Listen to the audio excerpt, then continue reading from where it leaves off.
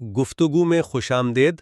آج ہم اشتیاق حسین قریشی صاحب کی جو کتاب ہے دی اسٹرگل فار پاکستان، اس کی روشنی میں ایک بہت بنیادی سوال پر غور کر رہے ہیں۔ سوال یہ ہے کہ ہندوستان میں ہندوؤں اور مسلمانوں کے درمیان جو اختلافات تھے، کیا وہ صرف مذہبی نوعیت کے تھے، یا ان کی جڑیں سماج میں، ثقافت میں، تاریخ میں اتنی گہری تھیں کہ تقسیم آپ کہہ سکتے ہیں کہ تقریباً ناگزیر ہو چکی تھیں؟ جی بالکل، اور یہ سوال اہم اس لیے بھی ہے کہ آج تک اس پر بحث ہوتی ہے کہ وہ کون سے عوامل تھے، کیا واقعی وہ گہرے سماجی اور ثقافتی فرق تھے جنہوں نے پاکستان کا بننا ایک طرح سے ضروری بنا دیا، یا پھر جیسا کہ کچھ لوگ سمجھتے ہیں کہ اس وقت کے سیاسی حالات، قیادت کے کچھ فیصلے اور خاص طور پر انگریزوں کی پالیسیاں انہوں نے حالات کو اس طرف دھکیلا۔ میرا موقف اور قریشی صاحب کی تحقیق بھی بڑی حد تک یہی کہتی ہے، یہ ہے کہ یہ فرق یہ محض سطحی نہیں تھے، یہ بنیادی تھے، گہرے تھے، جو صرف مذہب سے آپ کہیں کہیں آگے کی بات تھی۔ یہ ایک تہذیبی، ایک سماجی بود تھا جس نے ایک ساتھ چلنا بہت مشکل بنا دیا تھا۔ اور میرا نقطہ نظر یہ ہے کہ ہاں، فرق تو یقیناً موجود تھے، اس حقیقت سے تو انکار ممکن ہی نہیں، لیکن ان فرقوں کو اتنا بڑھانے میں، ان کو ناقابل مصالحت بنانے میں، اس وقت کے جو سیاسی حالات تھے اور جو بیرونی عوامل تھے، خاص طور پر برطانوی حکمت عملی، اس کا کردار بہت بڑا ہے۔ یعنی یہ پہلے سے طے شدہ یا آپ کہیں انیویٹیبل نہیں تھا کہ تقسیم ہو کر ہی رہے گی، شاید کوئی اور راستہ نکل سکتا تھا۔ چلیں اسی پر بات آگے بڑھاتے ہیں۔ دیکھیں، قریشی صاحب بہت وضاحت سے یہ بات کرتے ہیں کہ ہندو مت جو ہے وہ صرف ایک عقیدہ یا پوجا پاٹ کا نظام نہیں ہے، وہ اپنے آپ میں ایک مکمل سماجی نظام ہے، ایک سوشل آرڈر ہے، اور اس کی بنیاد ہے ذات پات یعنی کاسٹ سسٹم پر۔ یہ ایک ایسا نظام ہے جو معاشرے کو پیدائش کی بنیاد پر مختلف درجوں میں تقسیم کرتا ہے، اور اس نظام کی ایک خاص بات یہ تھی کہ اس میں باہر سے آنے والے گروہوں کو اپنے اندر جذب کرنے کی آپ کہیں غیر معمولی صلاحیت تھی۔ انہیں بھی ذات پات کے نظام میں کہیں نہ کہیں فٹ کر کے اپنے اندر سما لیتا تھا۔ اب مسلمانوں کو قریشی کے مطابق سب سے بڑا خطرہ اسی بات سے محسوس ہوتا تھا کہ یہ جو طاقتور سماجی نظام ہے، یہ کہیں آہستہ آہستہ ان کی اپنی جو منفرد مذہبی اور ثقافتی شناخت ہے اسے ماند نہ کر دے، اسے ختم نہ کر دے۔ وہ اپنی الگ پہچان جو اسلام کی بنیاد پر تھی، جو مساوات پر مبنی تھی، اسے ہر حال میں قائم رکھنا چاہتے تھے۔ جی، میں یہ بات تسلیم کرتی ہوں کہ دونوں سماجی نظاموں میں، یعنی ہندوؤں کا ذات پات کا نظام اور مسلمانوں کا جو اسلامی اخوت کا تصور تھا، ان میں بنیادی فرق تھا۔ قریشی نے اس پہلو کو بہت تفصیل سے اور بہت خوبی سے واضح کیا ہے۔ جی ہاں، لیکن بات صرف فرق کی نہیں ہے، اس کے آپ کہیں مضمرات کی ہے۔ قریشی یہ بھی لکھتے ہیں کہ یہ دونوں نظام ایک ہی ملک میں رہتے ہوئے ساتھ ساتھ تو موجود رہ سکتے تھے پاسبلی، لیکن ان کا آپس میں گھل مل جانا، ان کا انضمام جسے کہتے ہیں یعنی انٹیگریشن، وہ ممکن نہیں تھا کیونکہ بنیادیں ہی مختلف تھیں۔ پھر آپ دیکھیں، شروع میں جو مسلمان ہندوستان آئے، جیسے عرب تاجر تھے، یہ بعد میں ترک فاتحین آئے، وہ ایک الگ شناخت رکھتے تھے، لیکن وقت گزرنے کے ساتھ ساتھ جو مقامی ہندو آبادی تھی، اس نے باہر سے آنے والے مسلمانوں اور یہیں پر مذہب تبدیل کر کے مسلمان ہونے والوں میں فرق کرنا کم کر دیا۔ سب کو ایک ہی نظر سے دیکھا جانے لگا، یعنی مسلمان۔ اب اس صورتحال میں ہندوستان کے مسلمانوں نے اپنی ایک منفرد پہچان بنانے کی کوشش کی، جسے قریشی مسلم آف انڈیا یعنی ہندوستانی مسلمان کہتے ہیں۔ وہ خود کو صرف ہندوستانی نہیں کہہ سکتے تھے، کیونکہ اس سے ان کی جو الگ مذہبی اور ثقافتی شناخت تھی وہ واضح نہیں ہوتی تھی، اور ظاہر ہے وہ اب عربی، ترکی یا ایرانی بھی نہیں رہے تھے۔ تو یہ ایک نئی شناخت ابھری۔ پھر ایک اور اہم نقطہ جو قریشی اٹھاتے ہیں وہ تاریخ کا ہے۔ تاریخ کو دیکھنے کا انداز دونوں قوموں کا وہ بھی بہت مختلف تھا۔ جو مسلمانوں کے ہیرو تھے وہ اکثر ہندوؤں کی نظر میں آپ کہیں حملہ آور یا فاتح تھے۔ دونوں قوموں کی کوئی مشترکہ آپ کہیں اجتماعی یادیں نہیں تھیں، نہ کامیابیوں کی نہ ناکامیوں کی، جو کہ ایک متحدہ قوم بننے کے لیے، قومی احساس کے لیے بہت ضروری ہوتی ہیں۔ قریشی صاحب تو یہاں تک جاتے ہیں کہ جو فرق یورپ میں ہم دیکھتے ہیں، مثلاً کیتھولک اور پروٹسٹنٹ کے درمیان یا یہودی اور عیسائیوں کے درمیان، ہندوستان میں ہندو مسلم فرق اس سے کہیں زیادہ گہرا اور بنیادی نوعیت کا تھا۔ اور اسی گہرے فرق کا نتیجہ تھا کہ جب سیاسی حقوق اور نمائندگی کی بات آئی تو مسلمانوں کی اکثریت نے انڈین نیشنل کانگریس پر مکمل بھروسہ نہیں کیا اور اپنے لیے الگ یعنی جداگانہ انتخابات کا مطالبہ کیا۔ یہ مطالبہ خود اس بات کا ثبوت تھا کہ وہ خود کو محض ایک مذہبی اقلیت نہیں بلکہ ایک الگ وجود، ایک الگ قوم سمجھتے تھے۔ آپ نے جو نکات بیان کیے ہیں، خاص طور پر سماجی نظام کا فرق، تاریخ کی مختلف تشریحات اور پھر جداگانہ انتخابات کا مطالبہ، یہ سب قریشی کی کتاب کے اہم دلائل ہیں اور میں ان کی اہمیت سے انکار نہیں کر رہی ہوں، لیکن میرا زور اس بات پر ہے کہ ان فرقوں کو جو یقیناً موجود تھے، ان کو اتنا شدید، اتنا ناقابل عبور کس نے بنایا؟ کیا یہ صرف ان اندرونی فرقوں کا ہی لازمی نتیجہ تھا کہ تقسیم ہو گئی؟ میں سمجھتی ہوں نہیں، اس میں بیرونی عوامل یعنی ایکسٹرنل فیکٹرز اور سیاسی پیش رفت کا کردار بہت بہت اہم ہے۔ آپ مثال کے طور پر انگریزوں کی پالیسیوں کو ہی دیکھ لیں۔ 1857 کی جنگ آزادی کے بعد کیا ہوا؟ قریشی خود لکھتے ہیں کہ انگریزوں نے ایک طرح سے مسلمانوں کو ذمہ دار ٹھہرایا، ان کو شک کی نگاہ سے دیکھا اور ان کے مقابلے میں ہندوؤں کی طرف زیادہ جھکاؤ دکھایا، ان کو آگے بڑھنے کے مواقع فراہم کیے۔ اس چیز نے جو پہلے سے ایک فرق موجود تھا، اس کو آپ کہہ سکتی ہیں ایک طرح کی دشمنی یا سیاسی مخاصمت میں بدلنے میں مدد دی۔ پھر آپ دیکھیں 1892 کا انڈین کاؤنسلز ایکٹ آیا، اس نے پہلی بار نمائندگی اور انتخاب کا اصول متعارف کرایا ہندوستان میں۔ اس سے کیا ہوا؟ اکثریت اور اقلیت کا جو مسئلہ تھا وہ سیاسی طور پر بہت نمایاں ہو گیا، یعنی ہندو اکثریت اور مسلم اقلیت۔ پھر آپ شملہ وفد کو دیکھیں 1906 میں، جب مسلمانوں کے کچھ اہم رہنماؤں نے وائسرائے سے ملاقات کی اور اپنے سیاسی حقوق کے تحفظ کے لیے گزارشات پیش کیں، اور اسی کے پس منظر میں پھر 1909 کے منٹو مارلے ریفارمز آئے، جس میں جداگانہ انتخابات یعنی سیپریٹ الیکٹوریٹس کا اصول تسلیم کر لیا گیا، یعنی وہ نظام جس میں مسلمان ووٹر صرف مسلمان امیدوار کو ووٹ دے سکتے تھے۔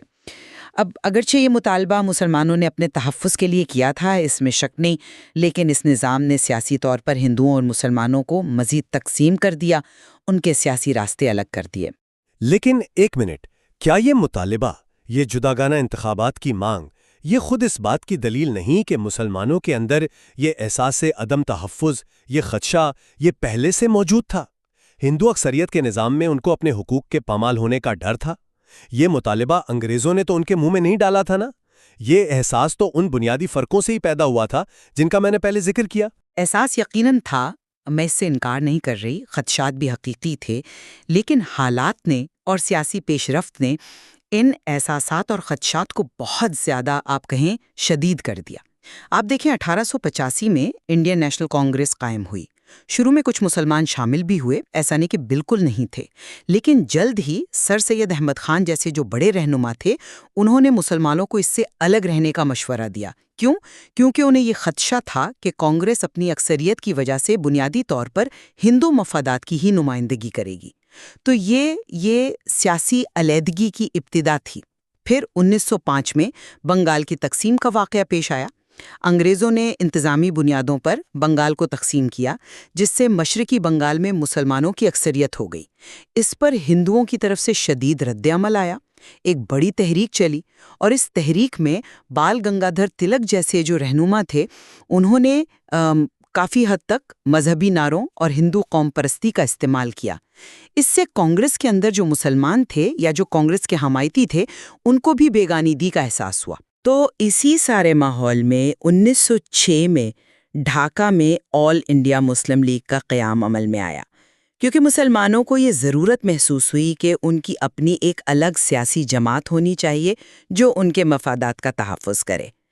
لیکن ہمیں یہ بھی یاد رکھنا چاہیے، جیسا قریشی بھی ذکر کرتے ہیں، کہ ایسے ادوار بھی آئے جب لگا کہ شاید کوئی مفاہمت ہو سکتی ہے، کوئی اتحاد ممکن ہے۔ مثال کے طور پر 1916 میں جو لکھنؤ پیکٹ ہوا، یعنی لکھنؤ معاہدہ، اس میں کانگریس نے نہ صرف مسلم لیگ کو مسلمانوں کی نمائندہ جماعت تسلیم کیا، بلکہ ان کے جداگانہ انتخابات کے حق کو بھی مان لیا۔ یہ ایک بہت بڑی پیش رفت تھی۔ یا پھر آپ 1920 کی دہائی کے شروع میں خلافت تحریک کو دیکھیں، اس میں تو ہندو اور مسلمان شانہ بشانہ کھڑے تھے انگریز حکومت کے خلاف۔ گاندھی جی خود اس تحریک کے بڑے حامیوں میں سے تھے۔ تو یہ مثالیں کیا دکھاتی ہیں؟ یہ دکھاتی ہیں کہ اختلافات ہمیشہ اتنے ناقابل عبور نہیں تھے کہ ان پر قابو نہ پایا جا سکے، راستے موجود تھے۔ اس لیے میرا موقف یہی ہے کہ ہاں، بنیادی فرق تھے، مگر سیاست، انگریزوں کی حکمت عملی اور خود ہندوستانی رہنماؤں کے کچھ فیصلے، انہوں نے ان فرقوں کو اتنا بڑھاوا دیا، اتنا بگاڑا کہ آخر کار تقسیم ہوئی۔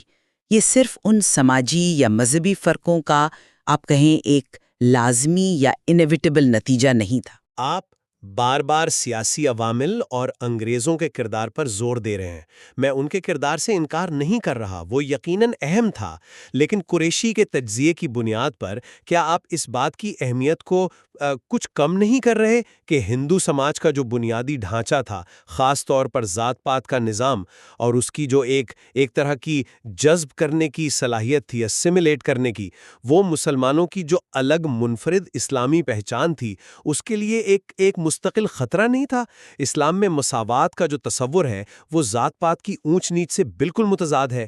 یہ صرف الیکشن میں کچھ سیٹیں کم یا زیادہ ملنے کا مسئلہ نہیں تھا، یہ اپنی پوری تہذیب، اپنا طرز زندگی، اپنی اقدار، ان سب کو بچانے کا سوال تھا جو مسلمانوں کے ذہن میں تھا۔ کیا یہ بنیادی تہذیبی ٹکراؤ یہ اتنا اہم نہیں تھا کہ باقی سب عوامل اس کے سامنے ثانوی ہو جائیں؟ میں اس ٹکراؤ کی یا اس فرق کی اہمیت کو ہرگز کم نہیں سمجھ رہی۔ یہ واقعی ایک بنیادی فرق تھا، لیکن سوال پھر وہی ہے کہ کیا یہ ٹکراؤ لازمی طور پر علیحدگی پر ہی منتج ہونا تھا؟ کیا اس کا کوئی اور حل ممکن نہیں تھا؟ آپ تاریخ دیکھیں تو یہ دونوں نظام، یہ دونوں تہذیبیں صدیوں تک ایک ہی جغرافیائی خطے میں ساتھ ساتھ موجود رہیں۔ قریشی خود یہ مانتے ہیں کہ وہ ساتھ رہ سکتے تھے، کو ایگزسٹ کر سکتے تھے، بھلے ہی ان کا مکمل انضمام یعنی انٹیگریشن ممکن نہ ہو۔ تو پھر وہ کیا چیز تھی جس نے اس کو ایگزسٹنس کو، اس ساتھ رہنے کو ناممکن بنا دیا؟ میرے نزدیک اس کا جواب سیاسی طاقت کے بدلتے ہوئے توازن میں ہے۔ جب تک مسلمان حکمران تھے، صورتحال مختلف تھی۔ انگریزوں کے آنے کے بعد اور خاص طور پر 1857 کے بعد جب مسلمانوں کو منظم طریقے سے آپ کہیں معاشی طور پر، تعلیمی طور پر، سیاسی طور پر پیچھے دھکیلا گیا اور ہندوؤں کو آگے بڑھنے میں مدد ملی، جیسا کہ قریشی بھی اس کا ذکر کرتے ہیں، تو اس عدم توازن نے، اس پاور امبیلنس نے جو پہلے سے موجود سماجی اور تہذیبی فرق تھے ان کو ایک شدید سیاسی رنگ دے دیا۔ تو خود تقسیم کی وجہ نہیں بن جاتا، اس کے لیے سیاسی حالات کا بگاڑ، طاقت کے توازن کا بگڑنا، یہ چیزیں ضروری ہوتی ہیں۔ اچھا، چلیں تاریخ کے کردار پر تھوڑی اور بات کر لیتے ہیں۔ قریشی نے یہ بہت واضح طور پہ لکھا ہے کہ مسلمانوں اور ہندوؤں کے لیے تاریخ کے معنی ہی مختلف تھے۔ جو مسلم فاتحین تھے وہ مسلمانوں کے لیے تو ہیرو تھے، قومی عظمت کی علامت تھے، لیکن ہندوؤں کی اکثریت کی نظر میں وہ حملہ آور تھے، ظالم تھے۔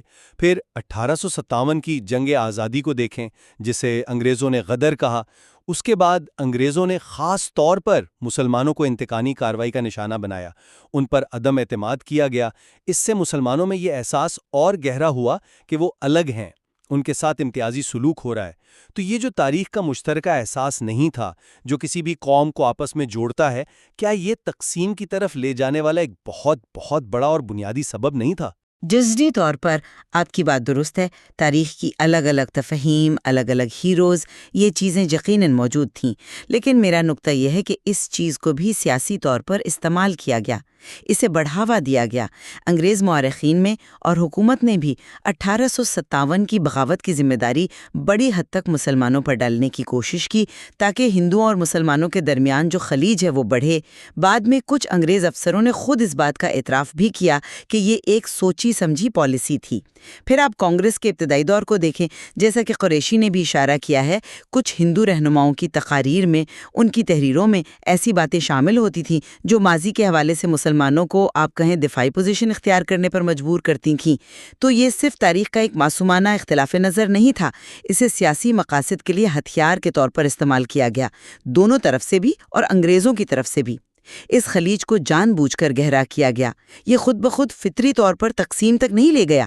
اچھا، تو پھر یہ جو ایک الگ پہچان بنی مسلم آف انڈیا کی، ہندوستانی مسلمان کی، اسے آپ کس طرح سے دیکھتی ہیں؟ میرا استدلال تو یہی ہے، قریشی کی بنیاد پر، کہ یہ پہچان بنیادی طور پر انہی گہرے ثقافتی، سماجی اور مذہبی فرقوں کا نتیجہ تھی جن کی وجہ سے وہ خود کو وسیع تر ہندوستانی قومیت سے الگ محسوس کرتے تھے۔ یہ ایک اندرونی احساس تھا، ایک فطری شناخت تھی جو سیاسی حالات سے پہلے بھی موجود تھی۔ ایک مضبوط، منظم اور سیاسی طور پر مؤثر قوت تب بنی جب مسلمانوں کو مخصوص قسم کے سیاسی خطرات کا سامنا کرنا پڑا۔ جب کانگریس ایک بڑی سیاسی طاقت کے طور پر ابھری اور یہ ڈر پیدا ہوا کہ مستقبل کے ہندوستان میں، جو کہ ایک جمہوری ملک ہوگا، اس میں اکثریت کی حکومت ہوگی اور اس اکثریتی راج میں مسلمانوں کے مذہبی، ثقافتی اور سیاسی مفادات کا تحفظ شاید نہ ہو سکے۔ اور جب پھر انگریزوں نے بھی جداگانہ انتخابات جیسے انتظامی اور سیاسی ڈھانچے بنا کر اس الگ پہچان کو ایک طرح سے تسلیم کر لیا، اس کو انسٹیٹیوشنلائز کر دیا، تب یہ پہچان ایک بڑی سیاسی حقیقت بن گئی۔ آپ مثال لیں 1928 کی نہرو رپورٹ کی۔ جب اس رپورٹ میں مسلمانوں کے جو بنیادی مطالبات تھے، جیسے جداگانہ انتخابات کا تسلسل یا مرکز میں 1/3 نمائندگی، ان کو رد کر دیا گیا، تو اس سے مسلمانوں میں یہ احساس بہت پختہ ہوا کہ کانگریس کے ساتھ چلنا مشکل ہے اور انہیں اپنے حقوق کے لیے الگ سے جدوجہد کرنی پڑے گی۔ اسی کے رد عمل میں تو پھر جناح کے مشہور 14 نکات سامنے آئے۔ تو کہنے کا مقصد یہ ہے کہ یہ پہچان صرف اندرونی فرق کی پیداوار نہیں تھی، بلکہ یہ وقت کے سیاسی حالات اور چیلنجز کے جواب میں ان کے رد عمل میں زیادہ واضح، زیادہ مضبوط اور زیادہ سیاسی ہوئی۔ تو پھر آپ کے خیال میں جو حتمی سوال ہے کہ کیا تقسیم ناگزیر تھی، یعنی انیویٹیبل تھی، ہو کر ہی رہنی تھی؟ میرے خیال میں اگر ہم قریشی کے پورے تجزیے کو دیکھیں تو جواب ہاں میں ملتا ہے۔ بنیادی فرق اتنے گہرے تھے، خاص طور پر اس تناظر میں کہ ہندوستان میں انگریزوں کے جانے کے بعد ایک جمہوری نظام آنا تھا جس میں اکثریت کی حکمرانی ہونی تھی، تو اس نظام کے تحت ہندوؤں اور مسلمانوں کا لمبے عرصے تک ایک سیاسی وحدت کے طور پر اکٹھے رہنا بہت مشکل، شاید ناممکن تھا۔ جداگانہ انتخابات کا مطالبہ دیکھ لیں، یہ 1906 میں ہی سامنے آ گیا تھا۔ لکھنؤ معاہدے میں وقتی طور پر کانگریس نے اسے مان لیا، لیکن بعد میں نہرو رپورٹ میں اس سے انکار کر دیا۔ یہ اتار چڑھاؤ کیا ظاہر کرتا ہے؟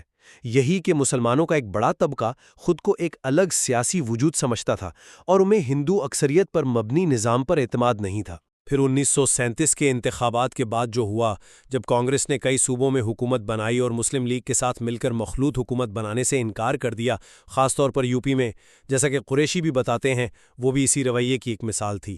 یہ سب چیزیں یہی بتاتی ہیں کہ راستے بہت پہلے سے ہی الگ ہونا شروع ہو گئے تھے۔ میں اس لفظ ناگزیر یا انیویٹیبل سے پوری طرح متفق نہیں ہوں۔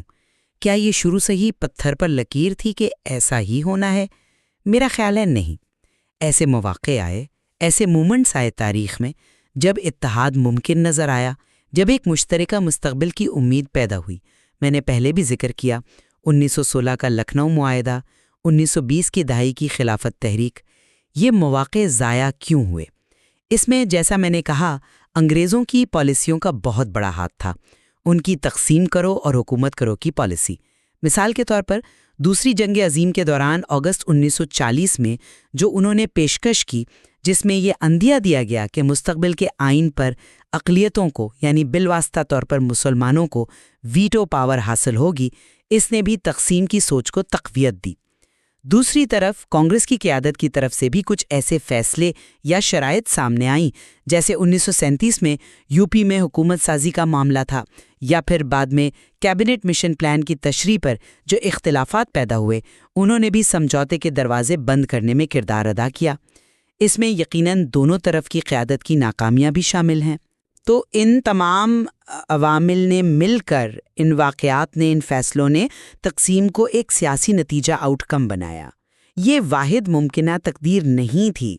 قریشی کی کتاب خود ان تمام واقعات اور پیچیدگیوں کا ذکر کرتی ہے، جس سے یہ اندازہ ہوتا ہے کہ تاریخ کا دھارا شاید مختلف سمت میں بھی مڑ سکتا تھا۔ تو خلاصہ کلام میرے نزدیک اور قریشی کے دلائل کی روشنی میں یہی ہے کہ ہندوستان میں ہندو اور مسلمانوں کے درمیان جو فرق تھے وہ محض مذہبی نہیں تھے، بلکہ ان کی جڑیں سماج میں، ثقافت میں، تاریخ میں بہت گہری پیوست تھیں، اور انہی گہرے بنیادی فرقوں نے ایک الگ قومی شناخت کو جنم دیا اور بالآخر تقسیم کی بنیاد فراہم کی۔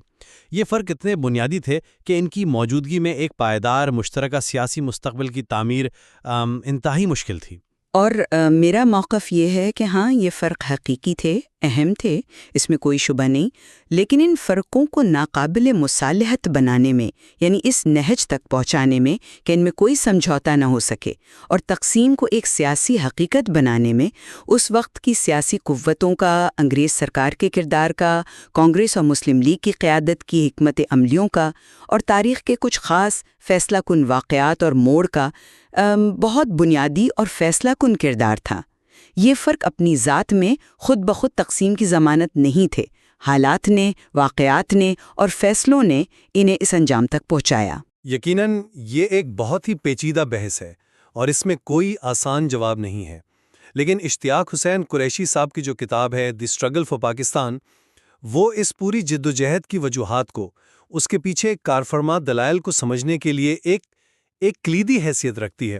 اس میں بہت سے پہلوؤں پر بڑی گہرائی سے روشنی ڈالی گئی ہے۔ جی بالکل، اور اس کتاب میں جو شواہد اور جو تجزیہ پیش کیا گیا ہے وہ ہمیں اس بات کی دعوت دیتا ہے کہ ہم برصغیر کی تاریخ کے اس انتہائی اہم اور نازک موڑ کو مزید گہرائی میں جا کر مختلف زاویوں سے سمجھنے کی کوشش کریں۔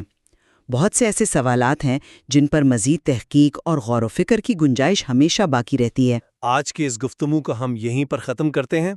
امید ہے کہ اس موضوع کے مختلف پہلوؤں کو سامنے لانے سے ہمارے سامعین کو اپنی رائے قائم کرنے میں کچھ مدد ملی ہوگی۔ آپ کا بہت شکریہ۔ آپ کا بھی شکریہ۔